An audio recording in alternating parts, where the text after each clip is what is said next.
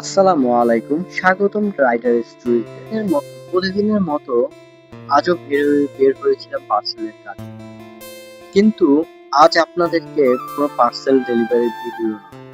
আজ আপনাদেরকে দেখাবো প্রাকৃতিক সৌন্দর্য, প্রাকৃতিক কিছু দৃশ্য, যা দেখে এক মুহূর্তের মধ্যে নিজেই ভুলে গিয়েছিলাম জীবনের ব্যস্ততা। শহুরে জীবনের ব্যস্ততা ভুলে নিজেই হারিয়ে গিয়েছিলাম এই শীতল মায়াময় পরিবেশ এবং শান্ত প্রাকৃতিক দৃশ্যের মধ্যে। সকালে ঘুম থেকে উঠেই সাইকেলটি নিয়ে ডেলিভারি কাজে বের হয়েছিলাম। তবে ইমার্জেন্সি একটি ফোন আসার কারণে যার কারণে দুটো ডেলিভারি কমপ্লিট করার পরেই আমাকে রওনা দিতে হয়। ছোট্ট একটা ভ্রমণের ভিডিও নিয়ে তাই আসলাম। আমি ঢাকার বাইরে গিয়েছিলাম। তো সাইকেল নিয়ে তো আর যাওয়া সম্ভব নয়, তাই বাসে করেই গিয়েছিলাম। তো বাসের করে যাওয়ার পথেই কিছু প্রাকৃতিক দৃশ্য আপনাদের মাঝে তুলে ধরার চেষ্টা করা, যাতে আপনাদেরও একটু মনটা ফিরে যায় সেই দৃশ্যের বা অতীতের কোনো ঘটনা আপনাদের মনে পড়ে যায়। সেই জন্যই এই ভিডিওটি করা।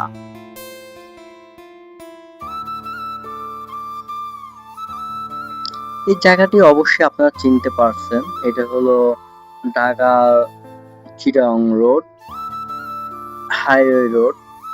তবে ক্যামেরাতে দৃশ্যগুলো দেখতে অনেক সুন্দরই লাগছিল, অনেক ভালোই লাগছিল বাসের জানালা দিয়ে তাকিয়ে থাকতে। আকাশটা মেঘাচ্ছন্ন, ব্রিজের উপর দিয়ে যখন বাসটা যায় তখন এত সুন্দর পরিবেশ, এত সুন্দর, মানে নিজেকে আর ধরে রাখা যায় না। মনে হয় যদি যদি বাইকে করে যেতাম তাহলে দাঁড়িয়ে কিছুক্ষণের উপভোগ নিতাম। যেহেতু দুর্ভাগ্য বাসে করে যেতে হচ্ছে, বাইক যেহেতু আমার নাই, তো যদি কপালে কখনো থাকে বাইকের স্বপ্ন পূরণ হয় যদি, তো অবশ্যই বাইকে করে ভিডিও করব এবং এইভাবে প্রত্যেকটা জায়গা দাঁড়িয়ে দাঁড়িয়ে তার সৌন্দর্যটা উপভোগ করব। বন্ধুরা, আপনারা দেখতে পাচ্ছেন কত সুন্দর দৃশ্য। এমন দৃশ্য শেষ কবে দেখেছি নিজেরও মনে নেই। শহুরে ব্যস্ত জীবনে নিজেকে হারিয়ে ফেলেছি, যেন আজকের এই প্রাকৃতিক দৃশ্যতে নিজেকে আবার নতুন করে খুঁজে পাওয়ার মতো অবস্থা।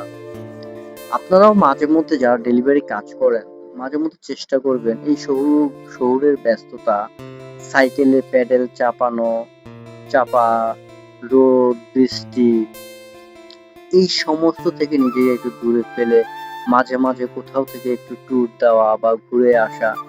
এতে মনটা অনেক ফ্রেশ হবে। মনের ভিতরে চাপা যত কষ্ট, অভিমান সব দেখবেন এক নিমিষে দূর হয়ে গেছে। যত দুশ্চিন্তা সবকিছু দূর হয়ে যাবে প্রাকৃতিক এই দৃশ্য দেখলে। প্রাকৃতিক এমন সৌন্দর্য সহজে খুঁজে পাওয়া যায় না, সব সিজনও এমন পাওয়া যায় না। এই সুন্দর আকাশ, এটা দেখা যাচ্ছে একমাত্র এখন বর্ষাকাল চলছে তার জন্য। আবছা মেঘ, এই পরিষ্কার, মানে বিষয়টাই অন্যরকম। আমরা কবে যে এরকম জীবনগুলো উপভোগ করেছি আসলে আমরা ভুলে গেছি। শহুরে ব্যস্ততা আমাদেরকে আসলে ভুলে দিয়ে, আসলে ডেলিভারি করতে করতে নিজের জীবনটাই একটা যান্ত্রিক জীবন হয়ে গিয়েছে।